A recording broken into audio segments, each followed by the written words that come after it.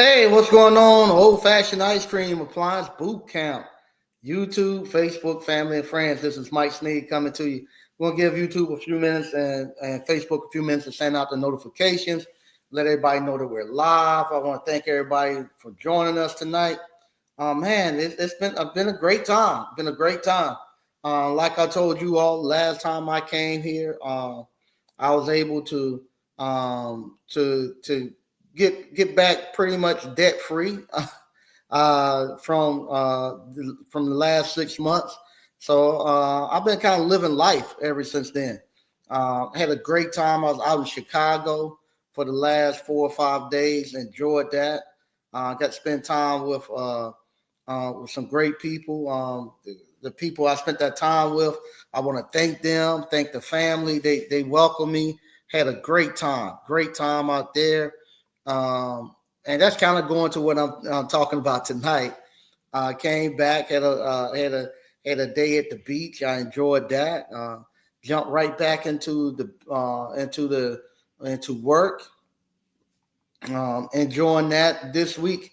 I might come live or do some videos with you all. I got a bunch of events lined up this week. We have one on Wednesday night, one on Thursday. We got to do the open houses for the high school on Thursday. On the weekend, we have the weekend we got a what's it called? We got a winery that we're doing. One of my employees is getting married, so I'm gonna be going to the wedding. I just have a bunch of stuff going on. It's just fun stuff. And like I say, life is great right now, and that's what I'm coming to talk to you all about tonight, about not feeling guilty about your success. One of the things that I'm still having to adjust to is not feeling guilty about the success and stuff that I have. Like I say, the other last week when I was telling people about the situation, how well we were doing. Unfortunately, I had friends and colleagues and other people around me who not doing that well. Their businesses weren't doing that well. They're not doing that well. I found out some stuff about some close, friends of mine who not doing that well, seem to be having a hard time. Reached out to some of them, just say, hey, we're just trying to pick them up. But at the same token, you can't feel guilty about the success that you have and put like a cover or something over it and not inspire people. I've done that one time before during the housing bubble when the housing bubble hit. During that time, I was making a lot of money. I was doing really well because what happened. The worse the economy get, the better appliance repair get. As you see, I'm back doing some appliance repair. I'm happy about that. I'm running a couple of calls in the afternoon from 4 to 6. So I'm back in my little uniform, back in my service truck, having a great time with that. But with appliance repair, the worse the economy get, the better it get. And some of you all have reached out to me and called me and say, "Hey, Sneed, I just want to tell you." I'm doing well with this thing. I can't believe it. Some people told me last week. I had one of the guys, one of the alumni, reached out to me last week. He does it part time. He said on 2 days doing it part time on 2 days last week he hit $1,000 on both of those days. After he got off his regular job, he went out there and made $1,000 2 days that week. Let's say $2,000 in a week on top of you doing your little part-time appliance repair job on top of his regular check. So he's doing great. And sometimes you just want to talk to somebody because and don't have to worry about feeling guilty. Well, I had the same thing happen this past weekend. Like I said, I went out to Chicago, and I gotta give it up to Chicago. The last time I went to Chicago, it was during in the early '90s. I went there to hang out, and that's when Caprini Green and all that was still there. And we went out there trying to see where good times were shot at and all that. And so we went there, and so that kind of skewed my view of Chicago. This time, we went to Chicago. I went to a totally different thing. I was out there on North Lakeshore Drive, right there, right there on Lake Michigan, where right across from the Navy Pier. They had a condo right over top of the lake, right on right on the drive. I could look out the condo just like my windows here. I can look out and see all of Raleigh. I can look out there and see all of the Lake Michigan, Navy Pier, all of that. So I was out there for one night for an event. Had a great time there. The next night we're down in the West Loop area for an event. Had a great time there. Then the other night we're back in the West Loop again down there was on Madison and Randolph, all down there having a great time. Chicago is a great place, man. It's very clean. Where we was at was very safe. People, late at night I could walk out no problem. I thoroughly enjoyed it. To the point where I was telling people Chicago is great. It was great out there. I was telling people, I don't see how people can't make it here with all the opportunities that I could see just in that little area. And African Americans, the ones that I saw in those areas were looking good. These were African Americans I was with. A lot of them were in the medical field, doctors and all that stuff, and so it was great. But that was one of the things that I was told, because people always asking me, so what do you do?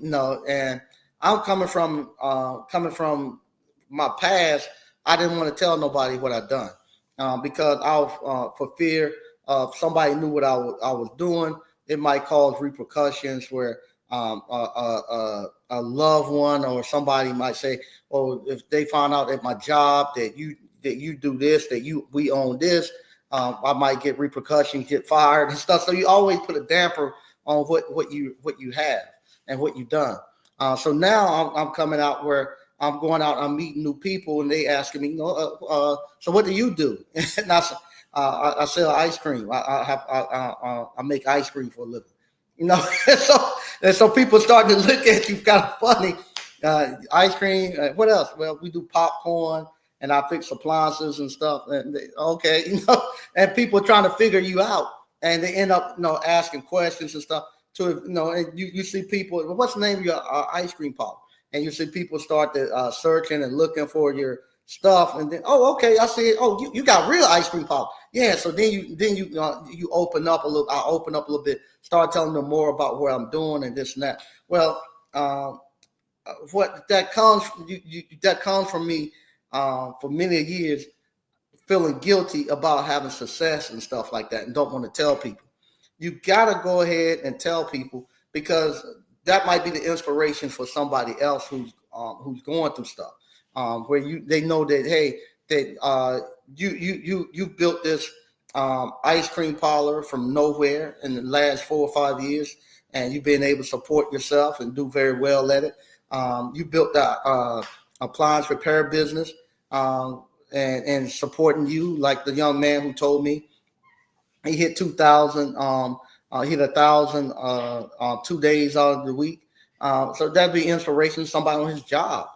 If they ask them, yeah, I'm doing well. Instead of us, especially as African Americans, we not specifically going for African Americans, because I think we have the ones that have that stigma on us the most, where we don't want nobody to know, because we think, oh, if they find out, then somebody gonna do this to me, do that to me, something bad gonna happen to me.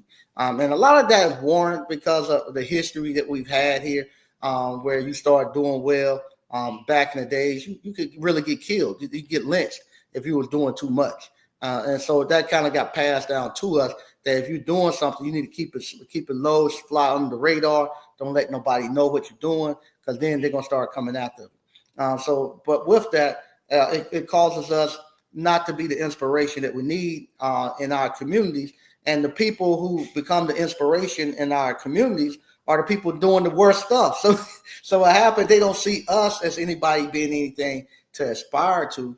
So they start looking at the people who they can see that they think are doing very well. They start looking at, unfortunately, at drug dealers. They start looking at basketball, rappers, and all that stuff in sports.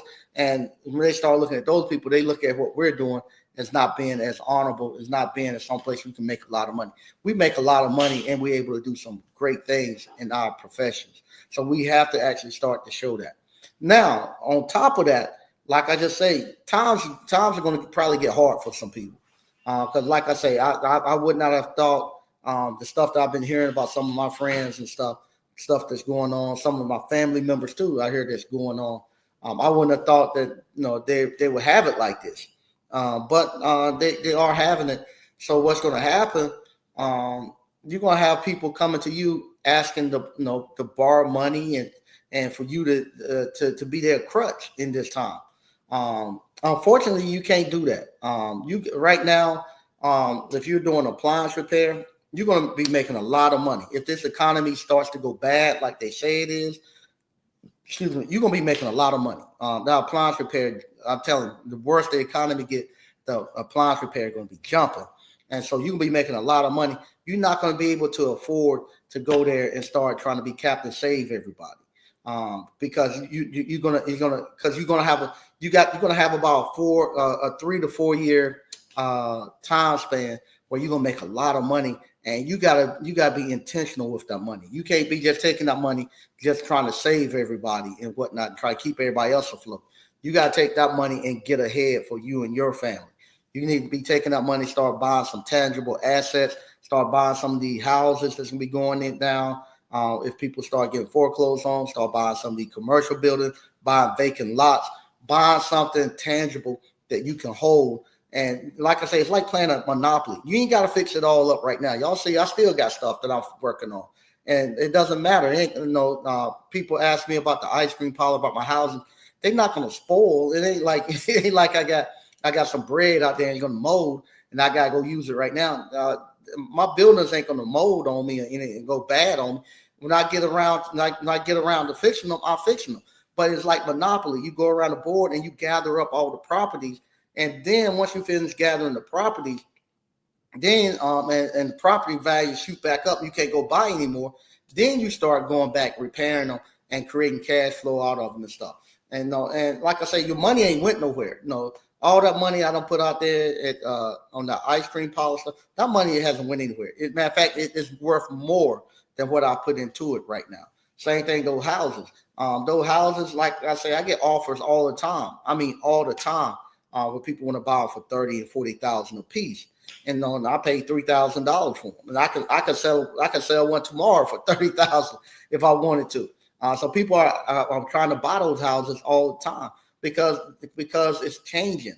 The neighborhoods and all that stuff are getting gentrified. It's changing. And so you just go there, buy them and hold them. And then when you get a chance, you go back and start fixing them. You're going to have enough money with appliance repair where you can do that. So you got to be mindful and keep keep that stuff going and don't get sidetracked on that thing. So I'm going to start reading some of the stuff we got going on in the chat. And then from there, I'm going to get out of here because, like I said, I'm not here now trying to be selling a bunch of stuff to people who might not be one. I get to that later. A man's advice. So you've been slipping, Mike. Okay, yeah. Let me address that. Yeah, like I say, right now, I'm whatchamacallit. I'm doing what I tell you all to do. I'm doing the exact same thing I tell you all to do. I'm working. When I get done with my regular work, I jump onto my uniform, just like I tell you all do, and I run 2 stops a day. And with that, I'm debt free now. I'm stacking cash. I'm getting ready to start looking for some property and start getting ready to build a new house or something next year. So I got a mission that I'm on. So I don't have time to come and get on YouTube and Facebook and tell people about living a life of abundance and having a great time and not having to live paycheck to paycheck and creating generational wealth. I don't have time to do that anymore because I'm actually doing it. So what happened the people who come on here constantly telling you about it and doing, they're not really doing it. What they're hoping that you will actually buy something from them so they can actually start to do it. There's nothing wrong if people have actually lived that whatever they're preaching or whatever they're selling. If they've used that, as I say, kung fu to get themselves where they're at, I have no problem with them coming in and trying to help you and stuff and tell you to buy their course or to follow their program and this and that. I have no problem with them telling you to do that. But most of the time, most of the people I know, they haven't done it that way. They've done it from you all buying their courses and buying stuff that that make y'all think that y'all going to get something. Me, on the other hand, I'm using the thing that I'm trying to tell you, the thing that I'm telling you all to do. I'm doing it every day. So you can come to my ice cream parlor and you can buy the ice cream and you can see how it works. And you can see me making my money there. You can see me like now. I'm in a service uniform. You see me in my service uniform going out repairing appliances, making money. The same thing I tell you all to do. So I don't have time to get on here and be asking people, come buy my course and come to this class. No, I got a class coming up. If you want to come, fine. No, that's it. But I can go out here and make real money versus coming on and entertaining people and trying to get them to go. And what happened with the course money, when the government was in it, when the government was giving out stimulus checks and this and that, everybody was selling courses. Everybody was doing that because there was a lot of money to be made. Now it comes to a point where I think what's happened, you had so many people just putting stuff out there that didn't work. Now people don't even trust legitimate courses and stuff that work. Nobody trusts anything. And people now, they're down to the last dime. And you telling somebody to go buy these magic beans and put them in the ground and something's going to happen. They're just not biting. So now you got people who just realize, okay, I can't sell no course. I can't talk about business because I don't do business. So now I'm just going to do stuff to become like compete with TMZ, where I'm just going to look at whatever's trending on the news. I'm going to talk about that and I hope to get views that way. And hopefully I can get a little check from YouTube or get put on somebody's platform like a TMZ or ESPN or whatever. You got all these people vibing to do that. Me, on the other hand, I'm out here doing exactly what I tell you all to do, and it works. And that's the other thing too. I'm glad I had to go through. I went through the process to get here, but I'm glad that I'm here because now even more so than I did the last 4 or 5 years when I was telling you all to get into appliance repair, to buy the course, to learn how to do this stuff, the ice cream course, the kettle corn course, telling you all to buy that stuff. More than ever now, I'm telling you all to buy. I ain't telling you to buy it because I need your money. I just told you I don't need your money. I'm good. I'm telling you all to buy it out of my heart because I want you all to live the same lifestyle that I live. When I reached out to one of my friends, my thing was, like I said, I heard some stuff I don't know. I haven't had a chance to talk to him just through text. I haven't had a chance to really sit down and talk to him. But I want to tell him, man, I got something that gets you out of your situation.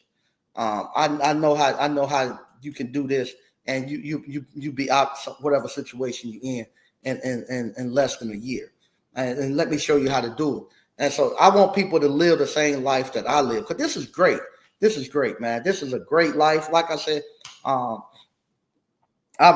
able to go where I want to, enjoy myself, and like I say, when I was out in Chicago, my ice cream parlor was still running, making me my money, and not only that, but it's paying other people. My daughters are there working, running the ice cream parlor. They making money, it just works.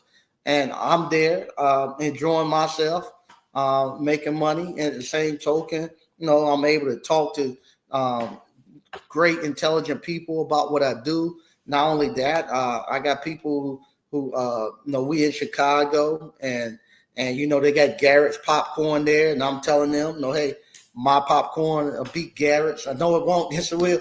I'm shipping you some now. Give me your address. I'm gonna ship it to you. Well, you can do that. Well, you can have that conversation. You can say, hey, I'm gonna ship you. I'm gonna ship you my product, and you put mine up against this Garrett that you just got, and we're gonna see who got the best kettle corn.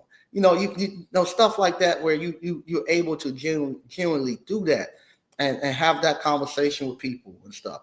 That's great. That's great stuff to be able to do. So I haven't been slipping. I just been working, and I want you all to do the same thing. The people who do this every day, they don't have time. People who actually are out here doing it, they don't have time to come over here and keep trying to sell it to you.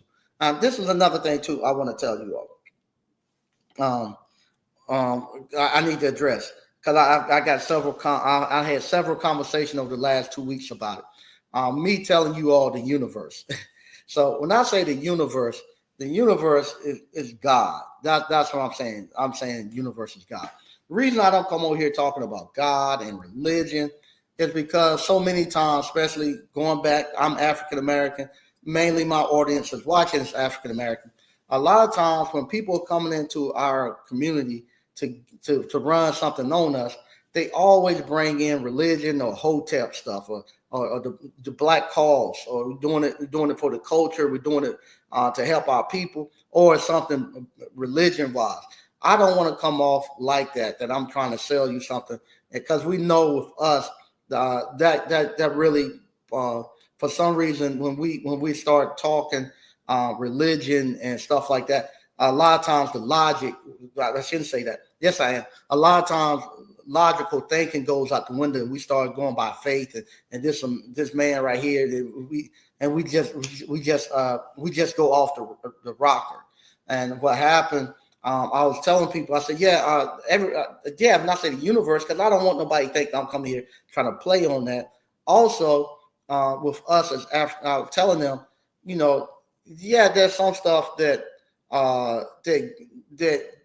God and faith does do for you.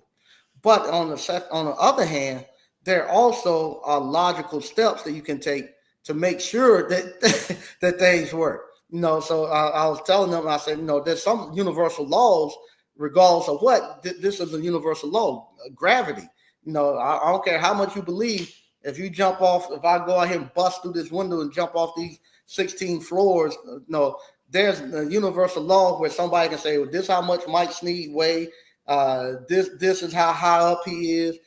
This is the temperature and the air and stuff. He gonna hit the ground at this time, at this speed, and this the probability of him dying or breaking this or break. So there are formulas that you can do that. Same thing with running your business. When you start talking to somebody about running a business and stuff, and they start talking about you gotta have faith and you gotta name it and claim it and all that stuff, they don't know what they're talking about. When somebody come to you and they say, hey, how do you start this appliance repair business? And I can tell them step by step. You need to first of all, you need to learn the trade. Do you know anything about fixing appliances? No, but you need to find your course to learn how to fix appliances. I got one that can teach you that. Then after that, you need to go register your LLC. You know how to do that? No, let me show you how to do that. After you register your LLC, now you need to go get your EIN number. You know how to do that? No, let me show you how to do that. After you get the EIN number, now you need to go apply for some third-party warranty companies. You know how to do that? No, let me show you how to do that. This is where you go. After you get apply to third-party warranty companies, don't go buy no insurance until you get a contract, because you go up there to the insurance agent thinking you're going to get some insurance. You don't know what you're getting. They're going to sell you anything and the stuff you don't even need. After you get a contract, they'll give you a declaration page of type of insurance they want. Take that to a small independent dealer. Don't take it to no State Farm, no Nationwide, and nothing like that. You're not going to be able to afford it. Go to a small independent dealer. Tell them just give you the basics of everything that they need. Get that insurance. Once you get that insurance, you want to tell them to give you 1 or 2 stops per day. You want to open up an account with Appliancetology, or you need to open up one with Appliance Alliance. Open up your account for one of those. Then you good, and you can sit down. You good. And then the other thing you need to do after you open up that account, you need to now have a way where you can actually go and my mind went somewhere.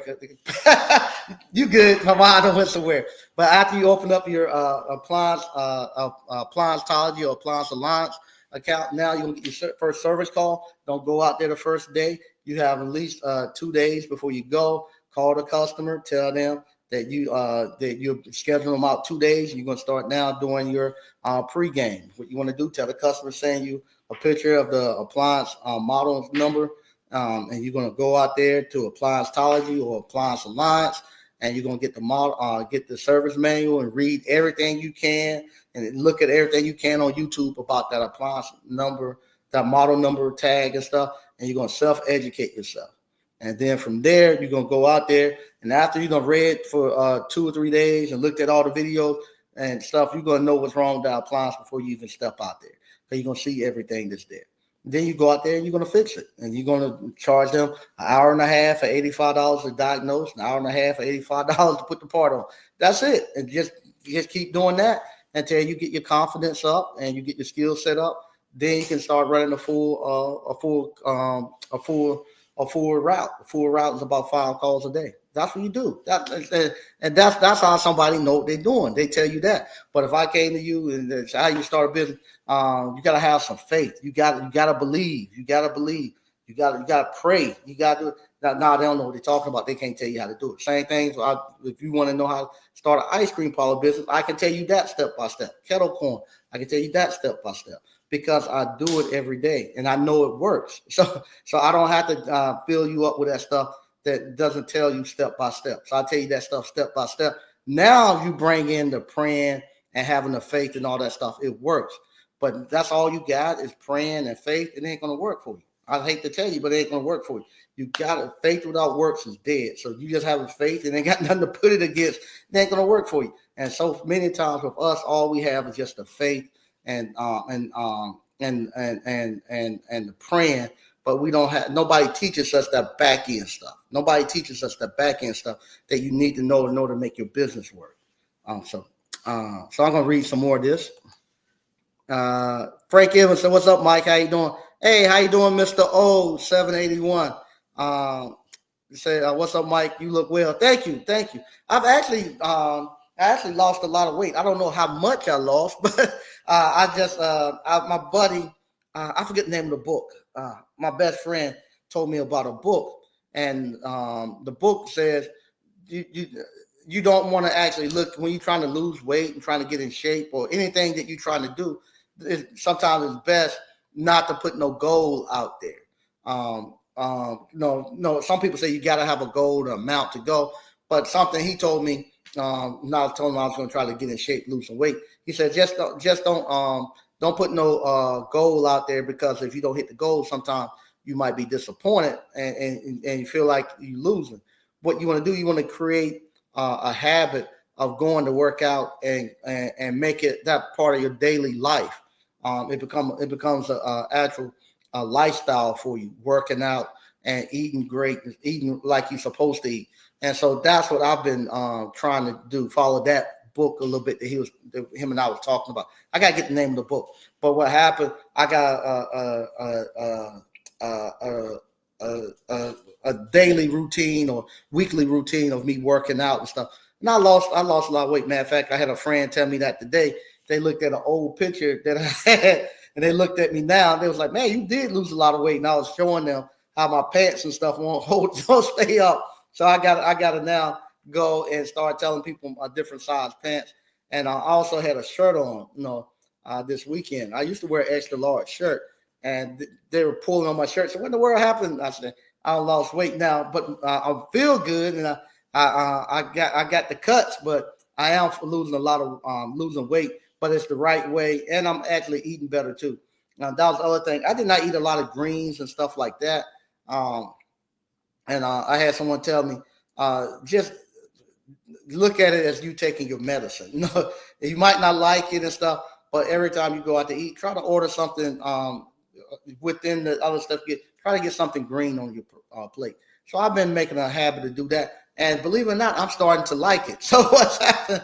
Just the fact of me actually doing that, now it became conscious to me. Whenever I go somewhere to get some eat, I'm actually looking at the menu, see what do they have that's a vegetable or green that I can add onto my plate, and I'm starting to like them. So that's all that stuff is starting to play into me right now. Frank Evans said, "Love you, King. Keep doing your thing." All right, thanks. Appreciate that, man. Untamed Kango said, "Hey, Mike." All right. All right. Patrick Young said, "What's good, Mike? What's good, ABC fam?" All right, everything's good. Mark, so what's up, family? Hey, what's going on, Mark? A man's advice. All those fire tech people are starting YouTube channels instead of looking for another job. Yeah, they start YouTube channels complaining about their situations and stuff. I feel sorry for them. Matter of fact, I can't say that. I can't say that. I gotta be careful with that. I have to be careful, man. I gotta be so. That's one thing I have to be careful because. I will say this. If I got friends and stuff. Listen, these are not my words. This is somebody else's words. That and I know y'all get tired of me saying somebody else's words and stuff, but it are somebody else's words. What somebody else told me. I was telling them I had some friends that actually in their 50s they're looking for Lord Jesus, they're looking for some jobs and stuff. And they were telling me, man, you better tell them, don't worry about it. It ain't gonna happen. I said, you don't think? Nah, it ain't gonna happen. They were telling me. They were in their 40s and they actually were working. They work for the government, and they say I might get caught. If I get caught, I'm not coming back. It's not made for me to come back here. I'll go back into corporate America in my 40s and my 50s. Luckily for that person, they do have another business that they've started and it's running up and running. They're just going to go deeper into that business. But they're telling me they need to be here talking to you, trying to get something up and running because you think you're going to jump in your 50s and go get something. You don't have but like 10 years at the most to do anything. So as soon as you get there, you're on your way back out. So, Michael Manuel, I appreciate the game always. Okay, good stuff. Mark, we will take the info you can provide. No problem. We will take the info you can provide. No problem, Mike. Priorities. Okay, no problem. I appreciate that. What's up, Slick? What's up, Slick? Good seeing you. Yeah, Slick got some good stuff going on too. Man, Slick got some good stuff going on.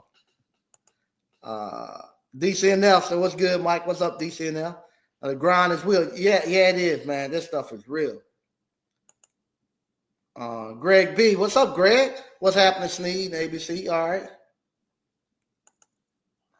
Mark, the universe will test you. Yeah, it will. Man, this universe will it'll make a man out of you. It'll make a man out of you if you're not able to go. But it has to do that. It has to test you to make sure that you're worthy of going to the next level. It just don't want anybody going.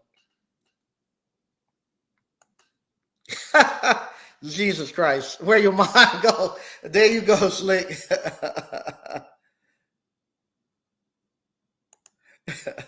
Mark, where your mind go? What's her name? There y'all go. All right, here we go. Retaker Chavan, do you want to make a website? You can later on. Later on, you want to make a website once you get going and you start doing what we call COD, cash on delivery, where you're not depending on the third party warranty company. Then you want to make a website. Up until then, you don't really need a mail. You don't really need a website because you're gonna be what you call just getting people calling you. You're gonna be rescheduling yourself, and you're gonna be getting them through third party warranty companies. Once you are done with third party warranty companies, then you go to a website, and you want a website that's active. They can actually pull calls and people can schedule and stuff right there on the website. All right. TP HP Walker. What's happening, Mike and ABC fam? All right. What's going on? Yeah, I am ignoring them, DC. I am ignoring them. I am ignoring them.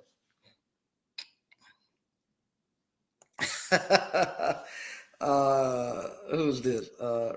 Reappliance. I read last week the Rolex sells about 1 million watches annually globally. No one to fix them. They're starting free schools. The technique is everywhere.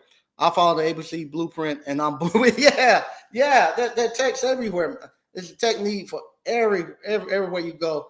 They need to have technicians. I don't care where you go. They need technicians. And once this is the thing too. Once you get into this appliance repair stuff, this appliance repair, it requires it opens the door for you to be able to do any and everything. Maybe tomorrow I'll take you all to the actual shop, and at my shop I got Jesus Christ, I got I don't know how many ice cream machines sitting in there. People done dropped off. These all commercial stuff. People that seen the videos and stuff know I fix these ice cream machines. I got ice cream machines in there. I got commercial microwaves. I got to fix. I'm not gonna be doing this week. I told people. Last week I was gone. This week I got events coming up everywhere. So next week is kind of open for right now, but it could change at the drop of a dime. And I got those. I got penny press. I got everything that need to be fixed. No, I ain't turning no camera around. Crawford Appliance Repair. Hey, Mike, off the wall question. What's the name of the state auction surplus place that you use in North Carolina? Just North Carolina State Surplus. Just go there. And that's where I get my vehicles from. That's where I get my freezers and stuff from. Now, I will say, because we talked about them so much, though I used to get the Dodge Caravans. I love the Dodge Caravans. To me, they're one of the best service vehicles you can get. They're comfortable to drive. They're small enough to park anywhere. You have enough room to do whatever you want. Great vehicle. Where it used to be, I could go get a Dodge Caravan for less than $3,000 anytime. Anytime I need. Matter of fact, it got to a point where I wouldn't even fix them sometimes. If the technicians had a problem with them, I'll just take them to the. I would just take them. I'll just take them over to the scrap yard, get $600, and go over there and grab me another one for less than $2,000 or $3,000. Well, what happened? I started telling you all about it. If you go down to the state surplus, I don't care if it's not running, all the wheels can be off of it, everything. Those Dodge Caravans, the bid's gonna start at $5,000. Same thing when I was buying those blast freezers. I was paying $200 and $300 for those blast freezers. They cost $15,000 and up. Now you go and they get a blast freezer. They don't care if it works or not. They're gonna start the bidding off at $3,500. So some of the stuff, unfortunately, they watched. They evidently, I know they watch because they. As a matter of fact, I ain't gonna say I think they watch. I know they watch because when I go there, they ask me all the time if I'm taping or they tell me something about some of the videos they saw and this and that. So I know they watch and they know that you all are buying them. They see it spike up and they do it. So so I got another van that I'm getting now. I ain't told nobody. The people who come by and see it, they see them. I get those. I can get those now for about $3,000.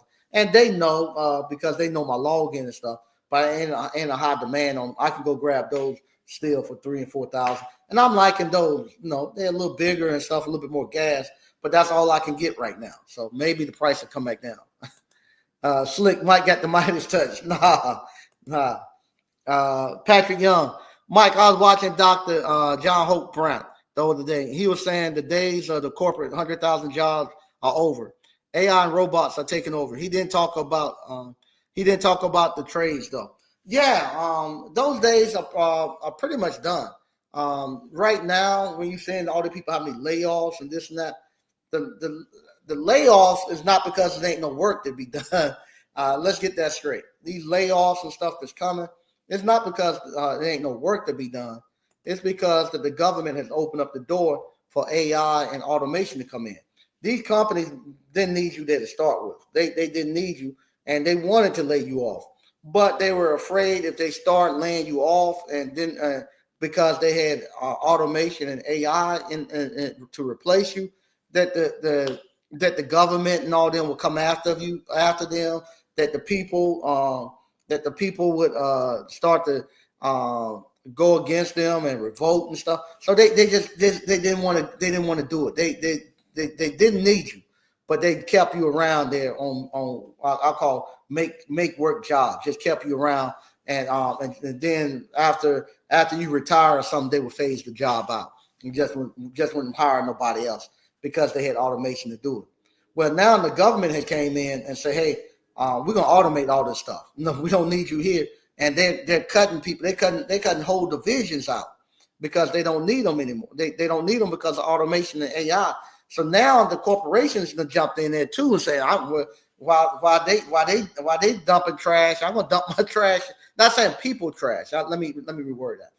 Now that the government is coming in and say, hey, we're gonna start cutting out whole divisions, trim the fat, and be more profitable. We're gonna do this. Corporations and the government is doing it. We can do it too. And we can put it all on the same thing.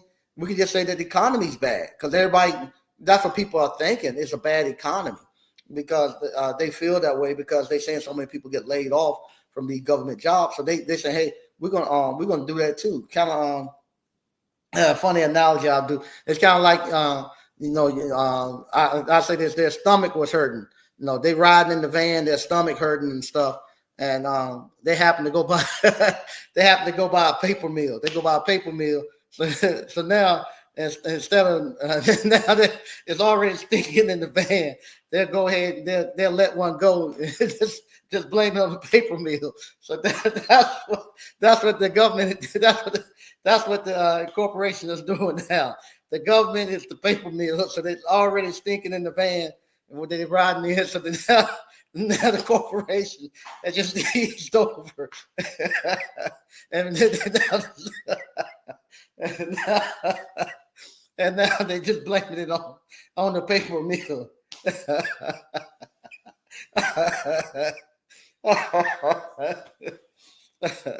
That's an inside joke. But anyway, so that's what's going on. So they cut no jobs out. They're not coming back. You can forget about them. They're not coming back. I don't care how much you argue and stuff like that. They're not coming back because there's no, like I say, the appliance repair is jumping like I don't know what. There's money made there. You go downtown. You go anywhere. They haven't stopped building these houses for $400,000, and they can sold in Selma. Excuse me, in Selma, the house is going in Selma for $500,000, and people buying them. I was out there, like I say, in Chicago last week, and they knocking down whole blocks and all that stuff, and what we call and building stuff. So the work is still going. Those Hispanic men, I still see buses pulling up to Walmart every Saturday. I mean, with 50 and 60 of them coming in to go to work. Because they haven't stopped, not one bit. They working every day. So the economy is not bad. It's just the fact that the skill set you had is just not in demand anymore. And unfortunately, a lot of people don't want to retrain. And they told me when I got laid off 20 years ago, I needed to retrain and retool and go back out here. And it turned out to be the best thing that ever happened to me.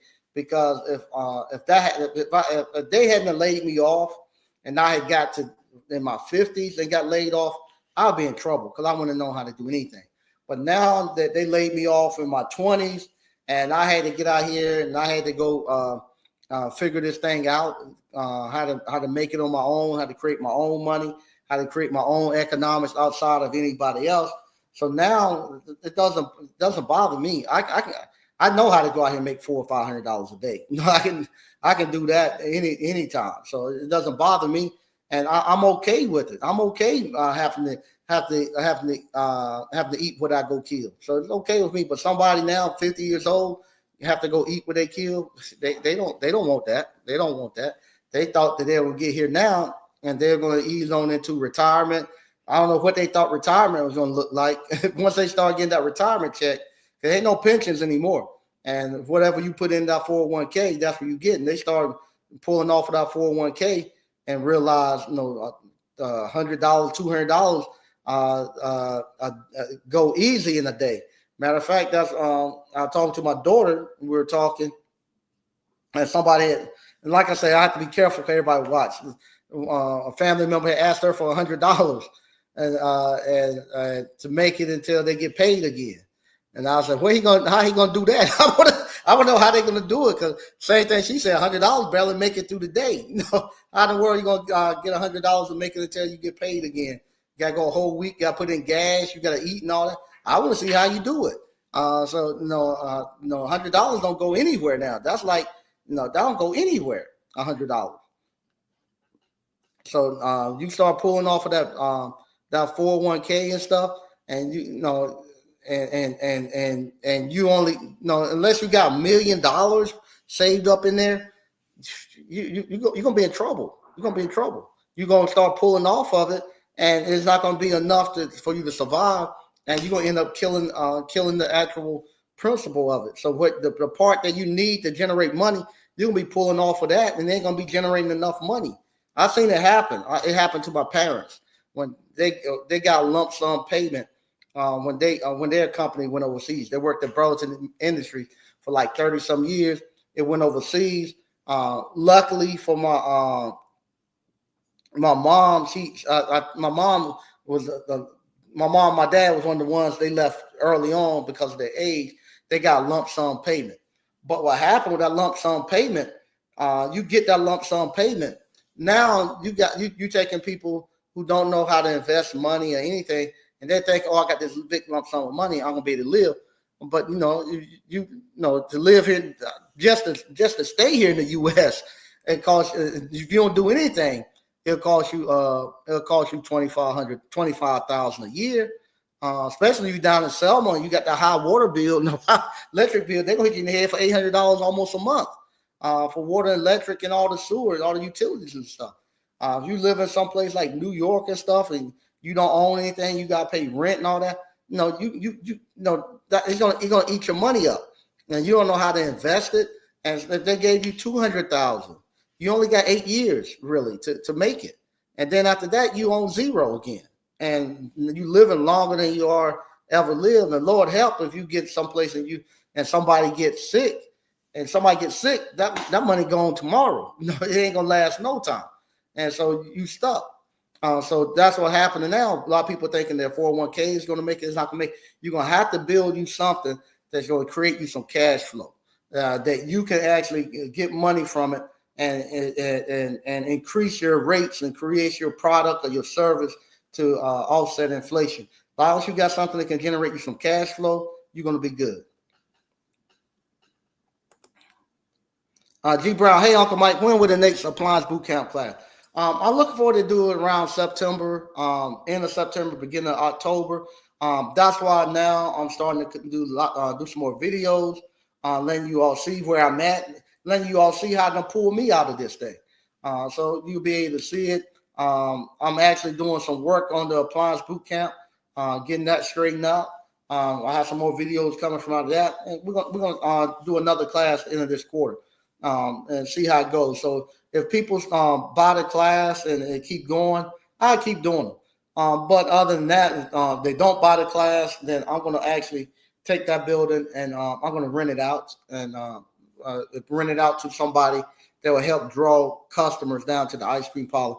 Because like I say, I'm at the point now where I don't want more work. I want to actually be able to have less work and be more focused on what's going to take me into my retirement.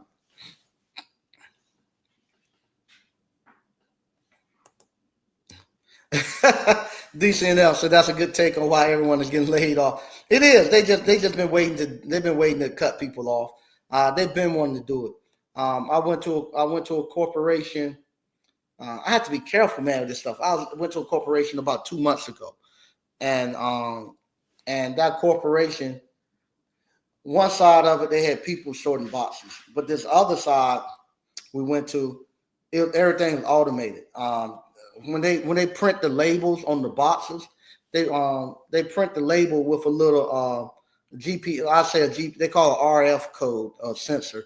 it's a GPS sensor on each box, and you getting it. And when you come to your house now, you don't know it, but inside the label they have a little GPS tracking device. So what happened with that GPS tracking device? They know where that once that label get put on that box, it whatchamacall, it come down a conveyor line. It knows exactly what needs to go in there. So what happened? It's coming down the conveyor line. They have sneakers, they have shirts, they have everything prepackaged from the manufacturer sitting on this line. As the box come down and it reads that GPS tag, and it say, "Oh, this need this in here," and it has a little arm there, knock it over into the box, and knock it over to the box, and it keep going. And then it goes throughout the whole facility like that. At the very end, it rolls across the machine. It takes the box, it folds the box, tape it up, and then all you have is just right now you have somebody driving a fork. Have people driving these forklifts, picking them up and taking them, putting them into the transfer trucks and stuff. Right now, eventually that's going away too, because what happened on the front of the transfer trucks, on the right where the transfer trucks come in, they have the GPS readers there, and they're now putting the GPS readers all throughout the plant on the poles and stuff like that. So they know from the time that box gets made, they know they can track that box all the way till it gets to your house. So they know exactly where it's at, where it's delayed, everything, and it gives them so much ability that they, as far as shipping and stuff, they can cut the shipping down so much. They don't have to ask. Nope, they don't have to wait for human interaction or anything. And these machines work 24/7. No, they don't need no break. They don't complain about their back hurting. They ain't on their cell phones looking at Facebook. None of that stuff. These machines just constantly work. And they got one guy. That's all one guy. That was his job to set up this warehouse like this. And he set them up everywhere. And that thing is working. They get them programmed.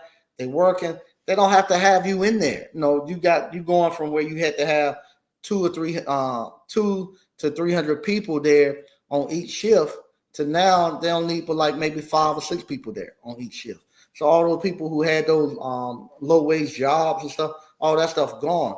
And where are they going to go? To go be able to support their families and be able to earn a living and all that stuff. I don't know what they're going to do, how they're going to make it if they don't go figure out something else to do and get retrained. So the days of just being average and being able to just make your way through the U.S. is pretty much gone. And that's with everything.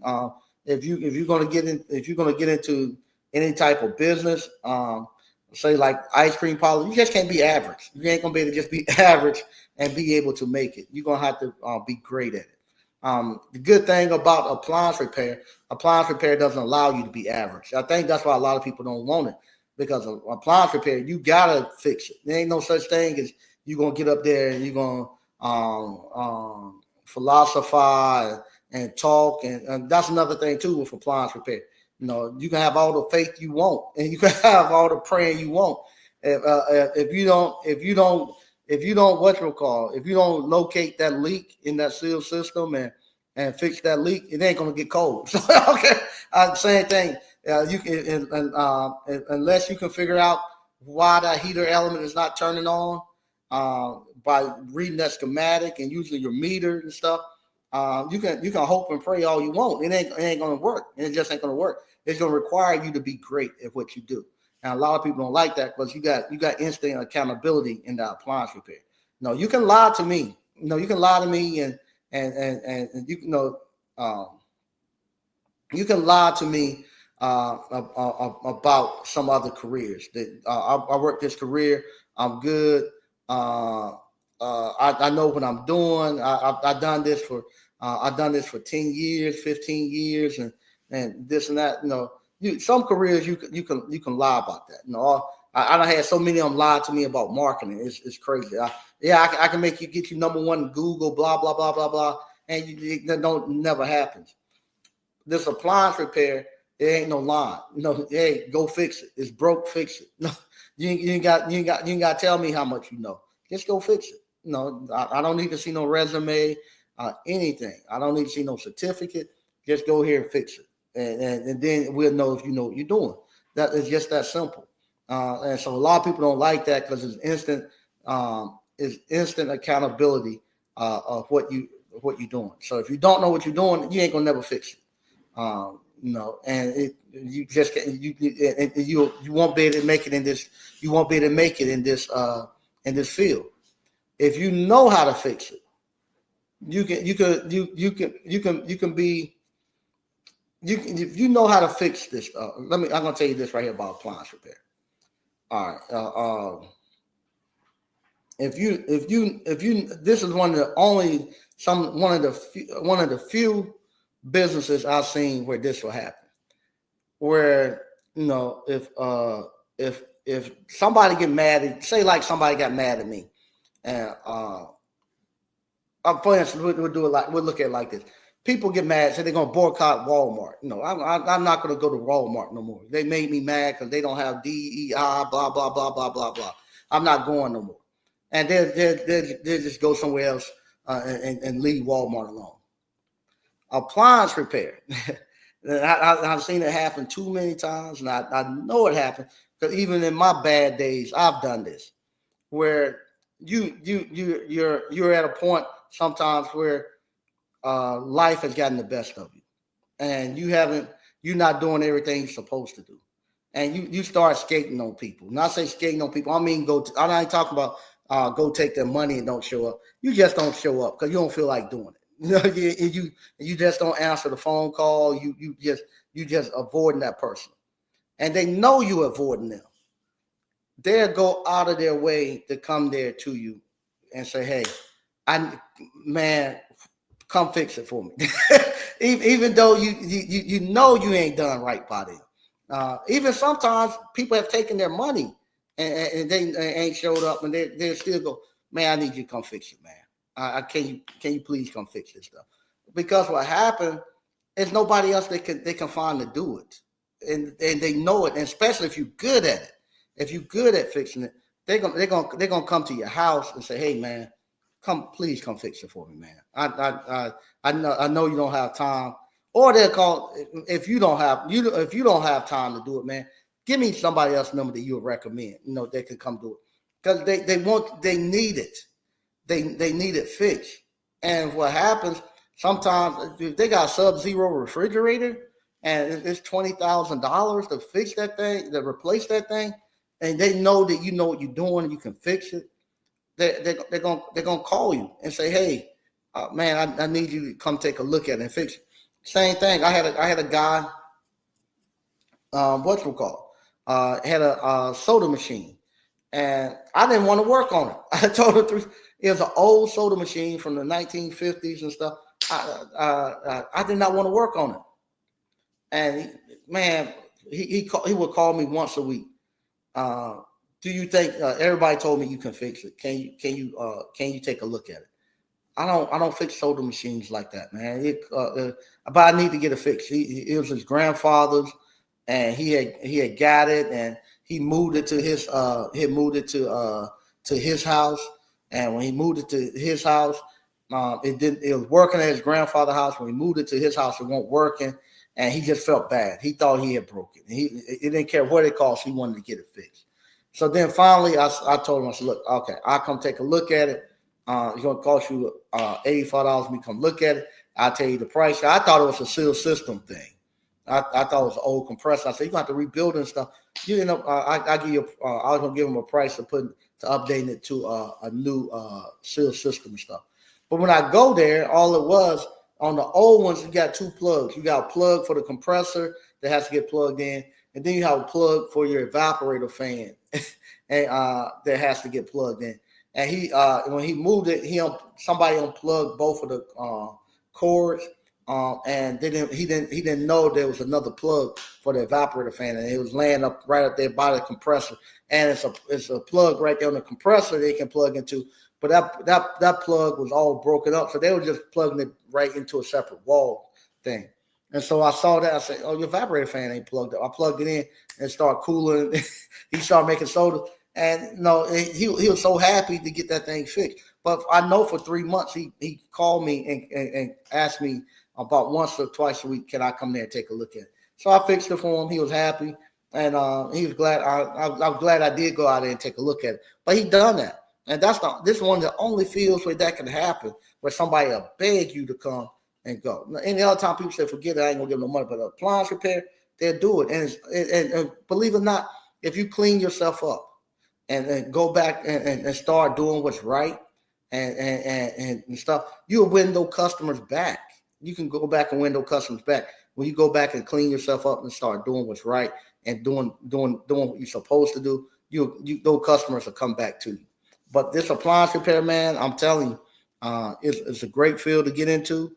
Ice cream the same way. I've had people call me and come to the ice cream parlor. The same thing. The ice cream is the same way, because what happened, people get going, and you have people that actually do, especially weddings and Thanksgiving events. What happens when people first start doing these events and stuff, they have a price that they start setting. Well, anyway, the price start to go up.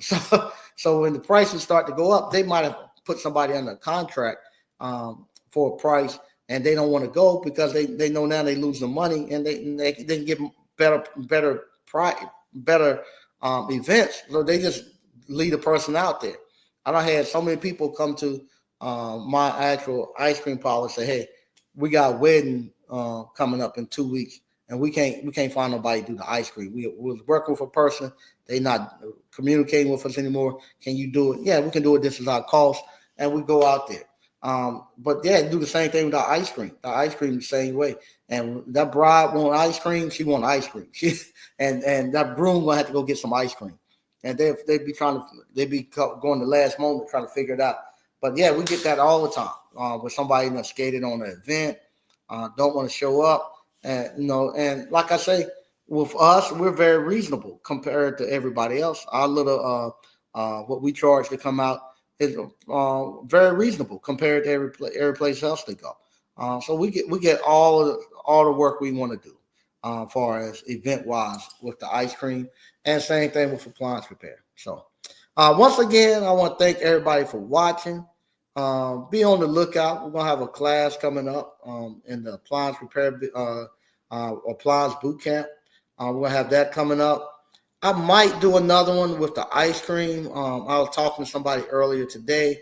I was telling them I don't know if I'm going to do the ice cream one again right now, because, like I say, the ice cream, it has a real estate portion to it, and it's something that that I'm saying is really good. That can make you a lot of money and go from generation to generation. Right now, my whole family right now is working in it, and everybody's doing good, making decent money at it.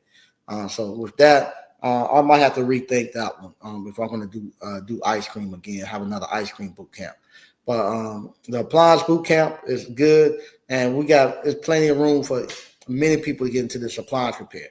Plenty of room for everybody. Once again, thank you all for watching. I'll talk to you later. Bye-bye.